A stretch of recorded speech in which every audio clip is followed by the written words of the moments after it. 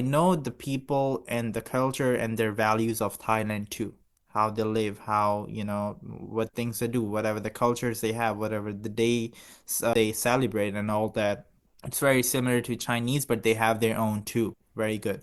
So I know about that. So, and now I'm in the US. So I'm learning about what's going on here too. And t sometimes it's completely messed up. Then the other, Oh, because sometimes it is very weird, especially when you get too busy here. Especially in, yeah.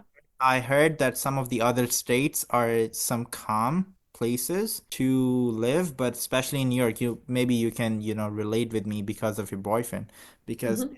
very fast-paced environment here. I just relate it to the fast fashion because it's not good for you for you to be this fast. But so what I was saying that I was, diversify into these culture. I know my culture, very born, then into Thailand, and now I'm learning the US. So I Mhm. combined that and I'm actually trying to bring this culture in the brand of Zeishin, where I can, just celebrate these, but also get some other cultures as long we, get to know the people like you from a different culture or other people, so we can, resonate that and reflect that from our other brand. So my question to you is, so now you have some idea what I'm talking about. So my question is, you live in Germany, so you know about their culture. What is the more, I would say, most German things or the German culture it is about, or the weird thing or the good things you don't find in any other cultures, and about the fashion too. So yeah, just tell me. Related to fashion, you mean? Related Culture. to fashion and overall culture, how you live, and just some idea or something related you wanted to share about Germans. So because Yeah. I'm sorry, because the people as we are outside of Germany, we see German peoples are very strict and very, like this. Ah, what does this mean? Do This we always sit up straight, or what does this mean? right means you guys are very serious. That's what We are. I think about it, and especially your That's what language. you like about us if you do business with us. I can just Yeah, tell you. so especially your language people, make the fun of that, you're when you're talking, it feels like you're fighting. So the Yeah, language, that's because I think partly of the pronunciation. German is like can be yeah, can be di it's a hard language. So the way you pronounce it can be just hard or okay. harsh. It doesn't mean that we're talking about harsh things. It's just the pronunciation, to be very honest. So it's not like, if you compare that like to Spanish and Italian or French, it all sounds nice, even if these people fight. This is not the case in German.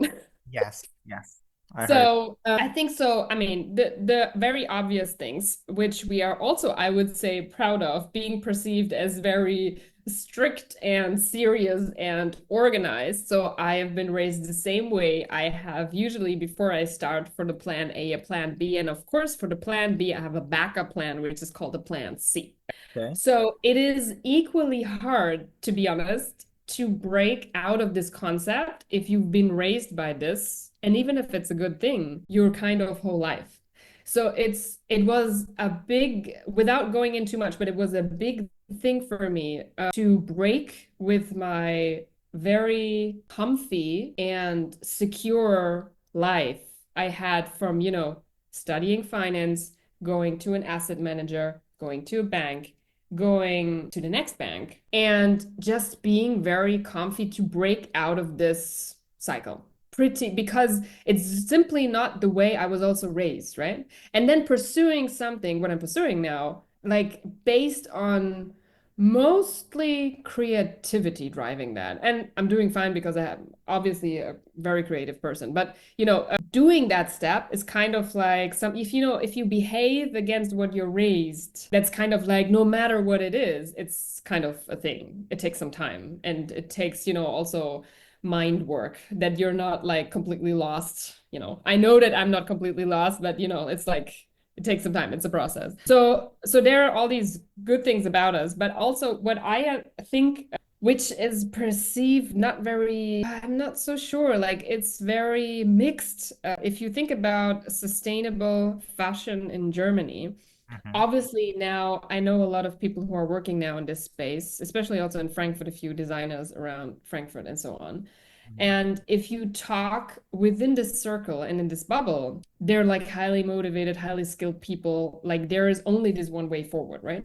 If you step out of this, and it's not, I wouldn't say it's here, I would say actually it's a niche, right? There, it's really like it's small. It's a small circle of people. I would think that there is this stigma to, I feel like, sustainable, that if you're a sustainable person, you would kind of like, I'm exaggerating now, but you would have to be living in the woods. You only buy 100% biodegradable clothes, which after 1 week biodegrade and you're naked, and you would never ever go on vacation and take a plane or use electricity.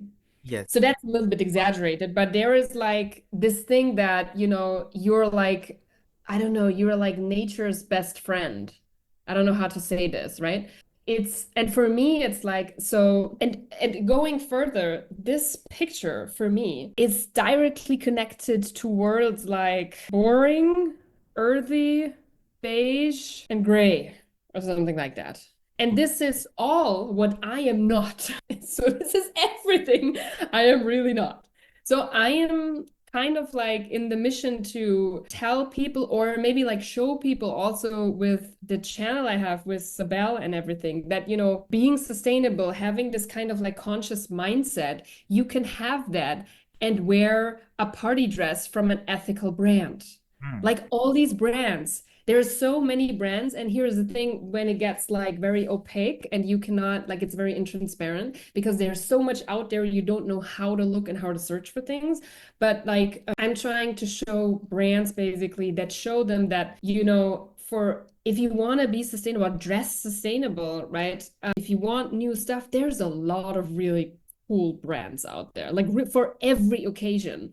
Like it's not that it's, and I think feel like here there is a big stigma that you would really, I don't know, like it's a little bit more negative, I Yeah. have the feeling. People picture like that in their mind that Yes. they're going. Like, I am wearing everything, but I mean, I'm wearing now a white t-shirt, but like everything, but this is like the most versatile piece I've ever had in my closet. But like, I am about color. Like if you look at my page, like my Instagram, like there's everything about color. So I am really not the person who like, sleeps in the woods, never have to, by the way, never was that person. I love to be taking walks, but never would sleep in the woods.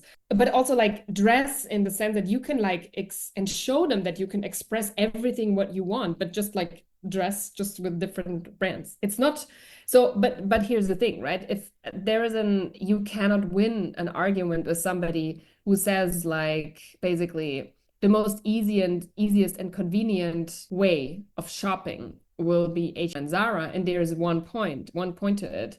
They're producing so fast and they're copying so fast trends that it actually holds, right? So you may find whatever trend you're searching for, if you really go on trend shopping and everything and looking, that most ethical and sustainable brands as per se shouldn't have so many collections, right? So you might not find the down jacket in neon green because it is in trend, right? You may find something similar as per coincidence because it's part of their collection, or maybe like in Alaska, in a past collection or something like that, right?